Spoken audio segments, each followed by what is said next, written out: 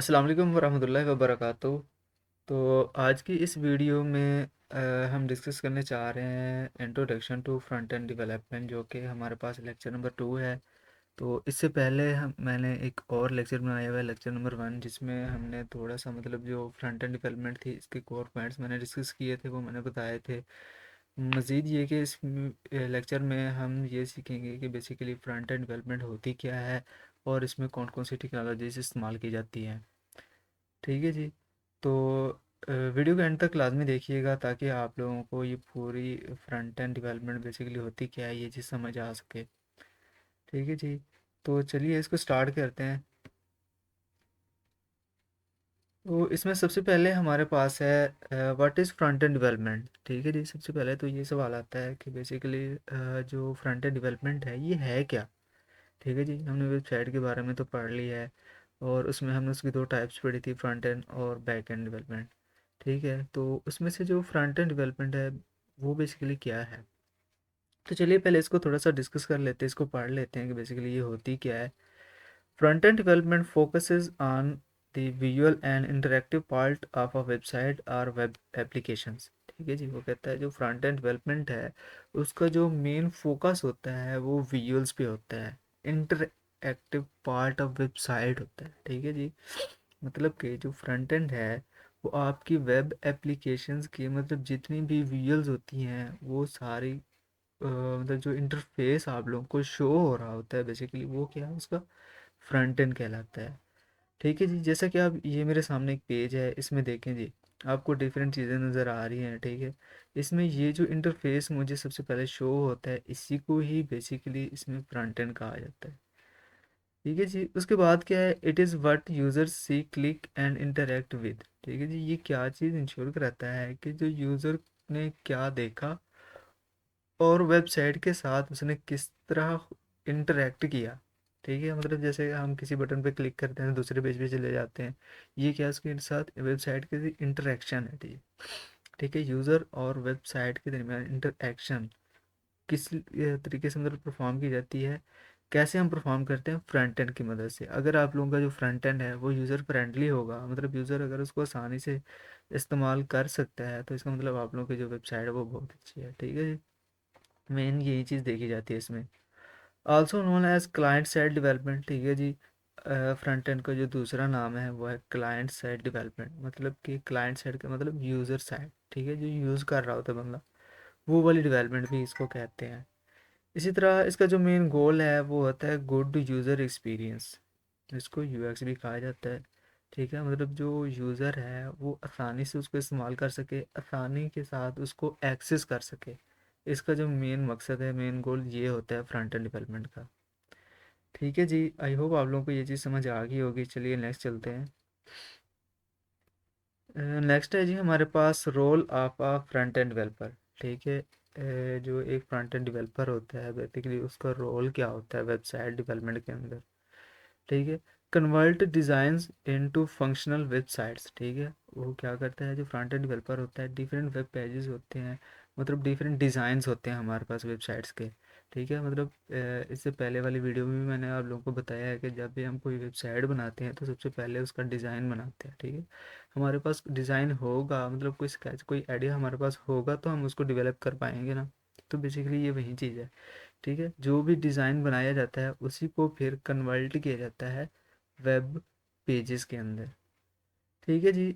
उसके बाद है हमारे पास ensure responsive design for all devices. ठीक है। दूसरा क्या है जी, जो भी मतलब आप लोगों ने वेब पेज बनाए, जो भी फ्रंट एंड डेवलप किया है वो रिस्पॉन्सिव होना चाहिए, मतलब कि हर डिवाइस पे वो चल सके। ठीक है। हर डिवाइस का मतलब डिफरेंट डिवाइसेस होते हैं, डिफरेंट उनके डिस्प्लेज होते हैं, साइज डिफरेंट होते हैं, हर डिवाइस का अपना होता है।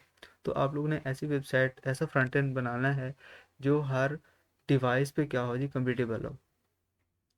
ठीक है। उसके बाद है हमारे पास इम्प्रूव परफॉर्मेंस एंड एक्सेसिबिलिटी।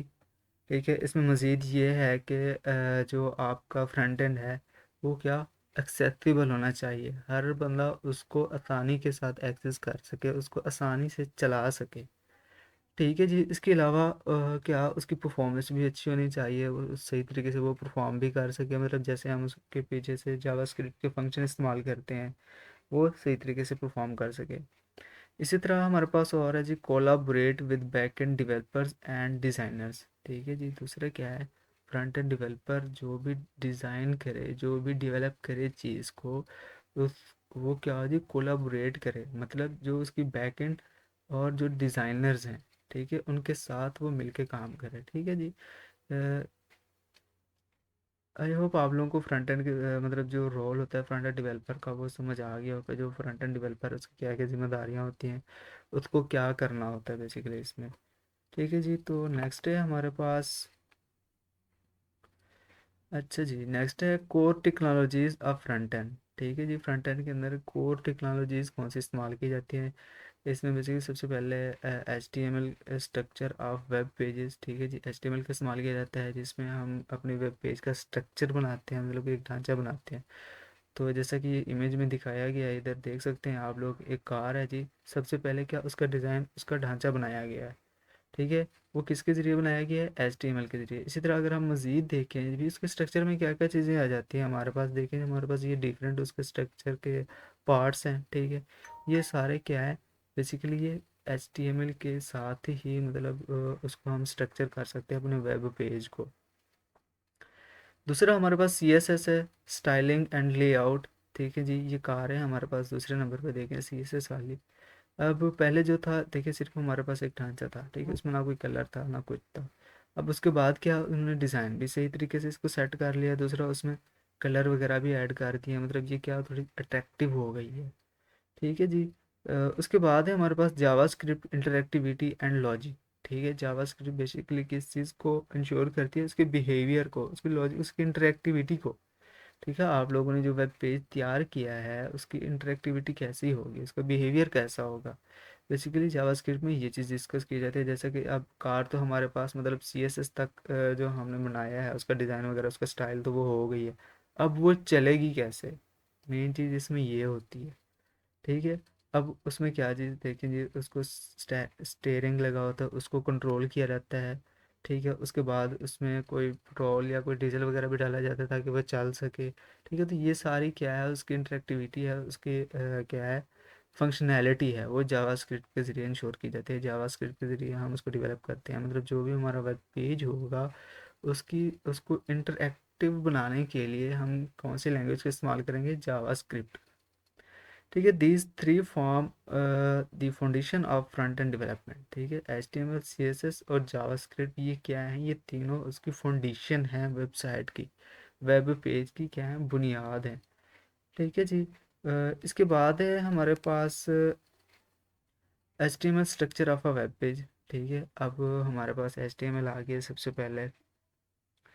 तो इसमें क्या है जी, H T M L stand for hyper text markup language uses tags and elements. ठीक है, एच टी एम एल में क्या चीज़ इस्तेमाल की जाती है, टैग्स का इस्तेमाल किया जाता है, एलिमेंट्स का इस्तेमाल किया जाता है। ठीक है, मतलब जो भी हम स्ट्रक्चर बनाएंगे, हर स्ट्रक्चर का बकायदा से एक टैग डिफाइन किया गया है, हम उस टैग के अंदर लिखेंगे उसको। मतलब अगर पैराग्राफ लिखना चाहते हैं तो उसका अलग से क्या होता है, हमारे पास टैग है, हेड का अलग से है, टाइटल का अलग से है, काफ़ी सारे एलिमेंट्स और टैग्स इस्तेमाल किए जाते हैं। ठीक है, define headings, paragraphs, images, links, forms act as the skeleton of a website. ठीक है, वही बात आ गई कि फिर क्या होगा, उसका स्केलेटन होगा, उसका स्केच होगा वेबसाइट का। ठीक है, जो एच टी एम एल है ये क्या करती है, एज अ स्केलेटन एक्ट करती है। ठीक है, इसका जो रोल है वो एज अ स्केलेटन होता है। ठीक है जी। इसमें हम देखें तो जो इसका मेन हमारे पास टैग है वो क्या है जी, doc type H T M L. इससे क्या होता है, इससे इंश्योर होता है कि जो डॉक टाइप है वो कौन सी है, एच टी एम एल की है। ठीक है, उसके बाद H T M L tag आ जाता है, मेन टैग है जो इसका। उसके बाद हेड है जी, उसके अंदर हम टाइटल वगैरह, मेटा टैग वगैरह ये सारा कुछ इसके अंदर ही डालते हैं। उसके बाद बॉडी टैग है, ये उसका मतलब स्ट्रक्चर है complete H T M L का। तो इसके बाद है हमारे पास C S S styling and layout. ठीक है जी, मतलब जो सी एस एस है वो हम स्टाइलिंग और लेआउट को सेट करने के लिए इस्तेमाल करते हैं। ठीक है, ये क्योंकि अभी हम इसके फ्रंट एंड को ही डिस्कस कर रहे हैं, तो इसमें मतलब मैं शार्ट शार्ट आप लोगों को बता रहा हूँ, मज़ीद हम इसको एक्सप्लेन के साथ पढ़ेंगे क्या उनसे कितनी टाइप्स होती हैं, इसकी कौन कौन से एलिमेंट्स, कौन कौन सी चीज़ें सारी इस्तेमाल होती हैं, ये हम बाद में डिस्कस करेंगे इसमें। C S S stand for cascading style sheets. ठीक है जी, सी एस एस का क्या मतलब है, कैस्केडिंग स्टाइल शीट। ठीक है, मतलब ये अपने नाम से ही ज़ाहिर है, नाम से ही हमें आइडिया हो जाता है कि इसका क्या मकसद होगा, इसका क्या मतलब होगा। ठीक है जी, मतलब क्या किया स्टाइल किया जाता है इससे। Control colours fonts spacing and layouts. ठीक है, इसके डिफरेंट फंक्शंस हैं, डिफरेंट मतलब ये अपना रोल प्ले करती है। इसमें हमारे पास जैसे कंट्रोल्स कलर्स कलर्स वगैरह को कंट्रोल करती है, फॉन्ट्स वगैरह को कंट्रोल करती है, और दूसरा स्पेसिंग वगैरह। जैसा कि ये पेज में मेरा हमारे पास दिखाया गया है, देखें ये हमारे पास क्या है, फ्लेक्स बॉक्सेस हैं।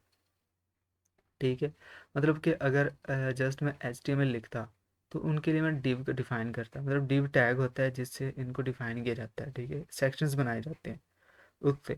लेकिन अब क्या है जी, अब उसने उसको डिज़ाइन कर दिया, उसमें कलर भी डाल दिया है, उसका हाइट विड्थ भी सेट कर दी है। वो किसके ज़रिए की है, CSS के ज़रिए की है। ठीक है, उसका लेआउट मतलब कि उसको सेट कर दिया गया है। ठीक है, तो CSS का ये रोल होता है, इनेबल्स रिस्पॉन्सिव डिज़ाइन। और ये जो भी हम डिज़ाइन बनाते हैं उसको क्या करते हैं, रिस्पॉन्सिव भी बनाती है CSS।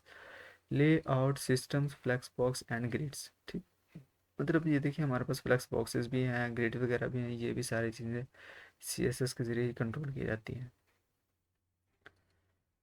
नेक्स्ट है हमारे पास जावास्क्रिप्ट। जावास्क्रिप्ट पहले बता चुका हूँ कि इंटरेक्टिविटी के लिए इस्तेमाल की जाती है। Add dynamic behaviour to websites.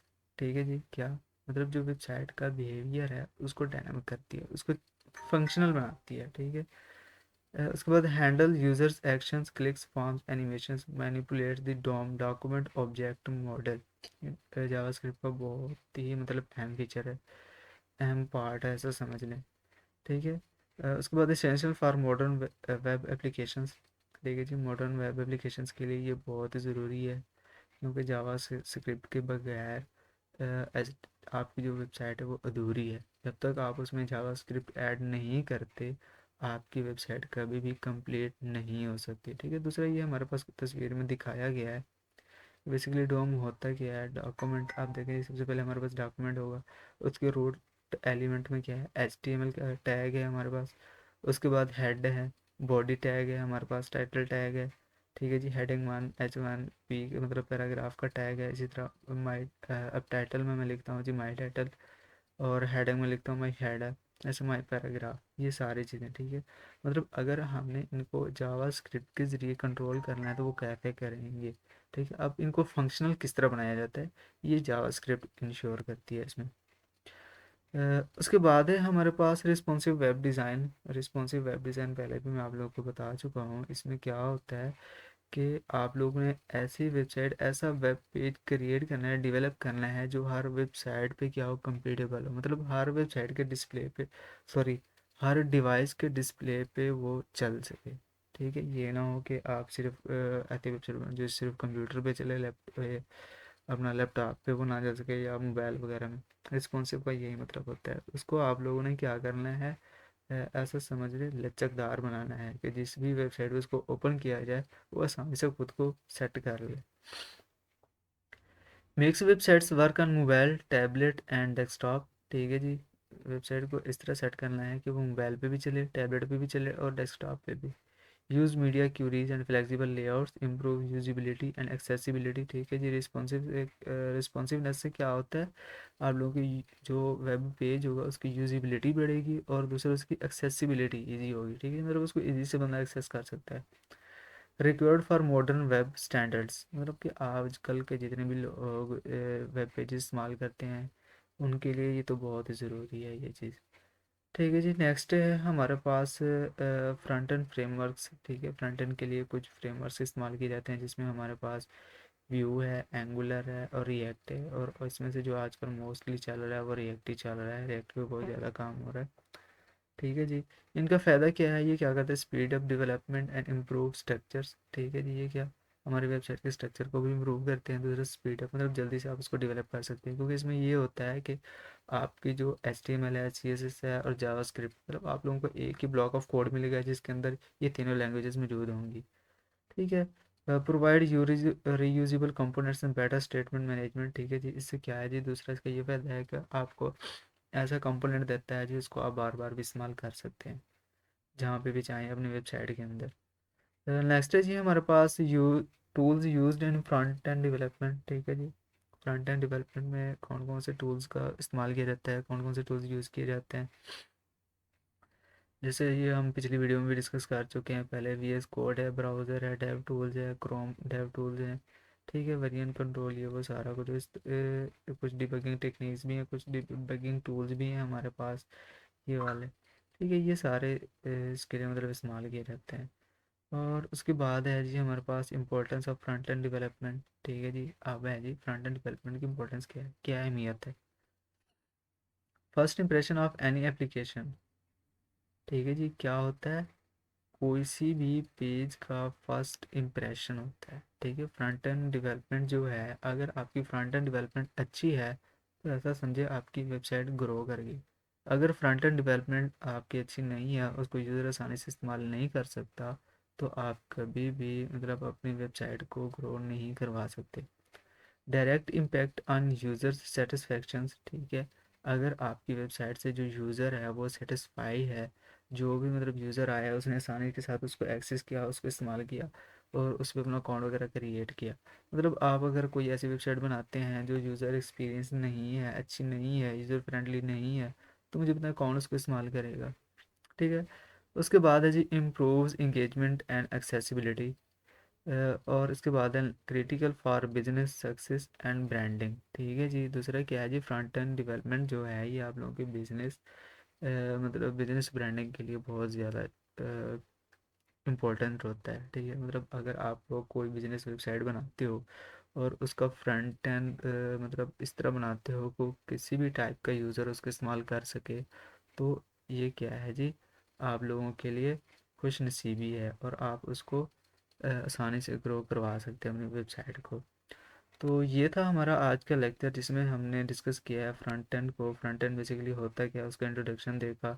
उसके बाद उसका फ्रंट एंड का रोल, मतलब जो फ्रंट एंड डेवलपर उसका रोल क्या होता है उसको हमने डिस्कस किया है। दूसरा इसमें हमने जावास्क्रिप्ट सीएसएस और एचटीएमएल को देखा है और उसके बाद इसकी कुछ इंपॉर्टेंस भी देखी है। और जिस तरह हमारे पास ये देखिए ये डिज़ाइन है, अब ये डिज़ाइन कितनी खूबसूरत लग रहा है, ठीक है जी। मतलब जिसने बंदे ने बनाया है ये डिज़ाइन, तो उसने कुछ सोच के बनाया है, ठीक है। यूएक्स डिज़ाइन, यूज़र एक्सपीरियंस, ठीक है। अब ये देखिए ये कितनी खूबसूरत लुक दे रहा है हमें यहाँ पे, ठीक है। मतलब जितनी ज़्यादा खूबसूरत बनाएंगे उतनी ज़्यादा आपका वेब पेज ग्रो करेगा, ठीक है जी। इसी वीडियो के साथ इजाज़त, इंशाल्लाह मिलते हैं नेक्स्ट वीडियो में।